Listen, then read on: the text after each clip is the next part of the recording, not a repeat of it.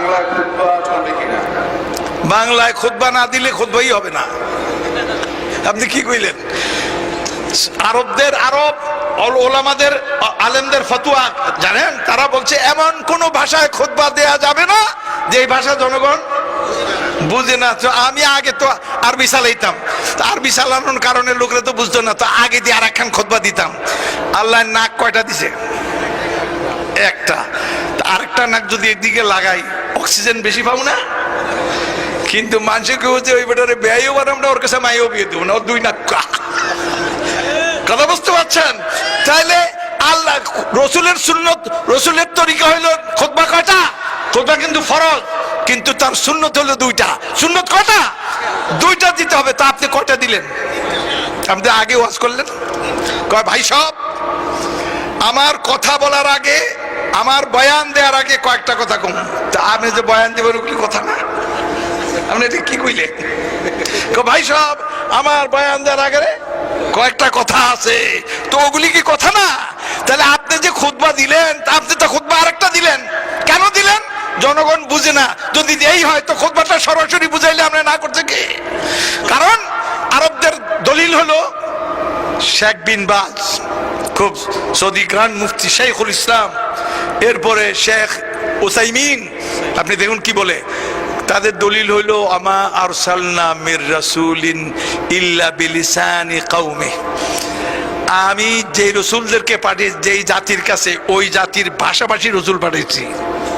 কেন পাঠাইছি? লিউবাইয়িনা লাহুম, তিনি বয়ান করে বুঝিয়ে দিবেন। আমি বয়ান করলাম ইত্তাকুল্লাহ আইয়ুহান নাস, আল্লাহরে ভয় করো, যারে কইছি সে এমন এমন করে। আল্লাহরে ভয় করবো কোন গইতেছে, গইছে কেন বুঝে না। কথা বুঝতে পারছেন?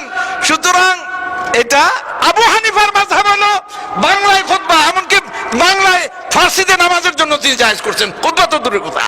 এটা কি জানেন আবু হানিফার মাযহাব কি? মিশর থেকে ফতোয়া দিচ্ছে। আমরা আবু হানিফার মাযহাবকে এবারে খুতবার ব্যাপারে বলি যে জাতীয় ভাষায় খুতবা দিবেন। কে কইতেছে? জাদুল হক, আলী জাদুল হক। ইনি কে? ইনি আল আজহারের শেখ, সব পৃথিবীর অন্যতম বড় আলেম। তা আমরা এগুলি চিন্তা করি না, এগুলি চালাই। আমিও এক সময় করতাম, আলহামদুলিল্লাহ। এখন আমরা কোরআন হাদিসগুলি আরবিতে বলি, তার ব্যাখ্যাটা কিছু করি। অনেকে কয় কি, কয় হুজুর একটু খেয়াল করে কন। বলে কি, এই যে দুই নামাজ ছিল 4 রাকাত, কয় রাকাত? 4 রাকাত জোহরের নামাজ। জুমার কারণে 2 রাকাত কি দিছে? বাদ কেন দিছে? এগুলি দলিল নাই, যুক্তি। খুতবার কারণে কি করছে? 2 রাকাত বাদ।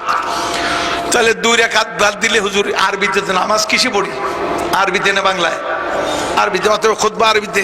আমি বলি ভাই সাহেব আপনার কথা তো ঠিক আছে, তো ঠিক তো আর একটু আছে। বলে কি? নামাজ তো পড়ি পশ্চিম দিকে ফিরিয়া, আপনি খুতবা দেন কোন দিকে ফিরিয়া?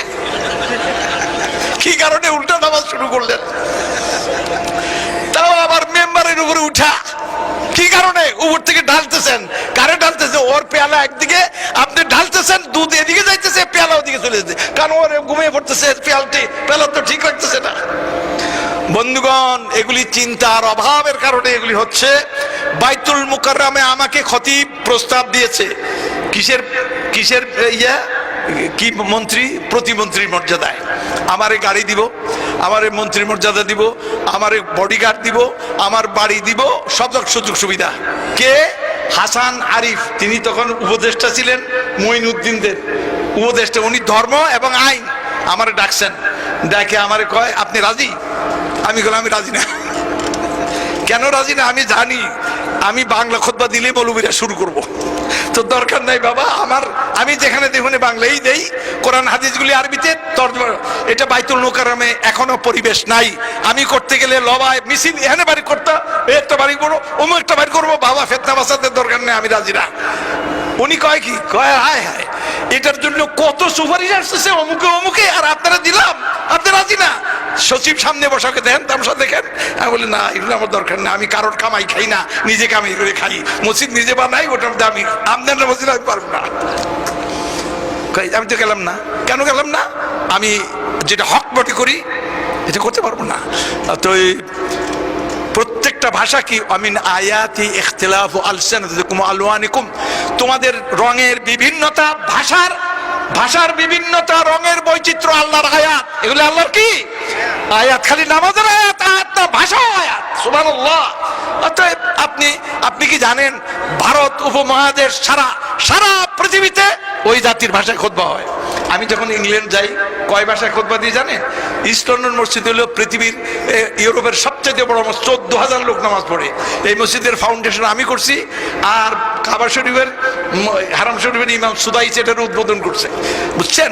তো ওখানে গেলেই যখনই আমি ওখানে খুতবা দিই, কয় ভাষায় দেই? ইংরেজি, আরবি, বাংলা, উর্দু। কয় ভাষায়? 4টা ভাষা। আমার সামনে উর্দুভাষী আছে, আমার সামনে ওই দেশে ইংরেজরা আছে, আমার সামনে আরবরা আছে, আমার সামনে কারা আছে? বাঙালিরা আছে। অতএব ইংরেজিটা খালি লেখে নিয়ে, বাকিটা এক্সটেম্পর।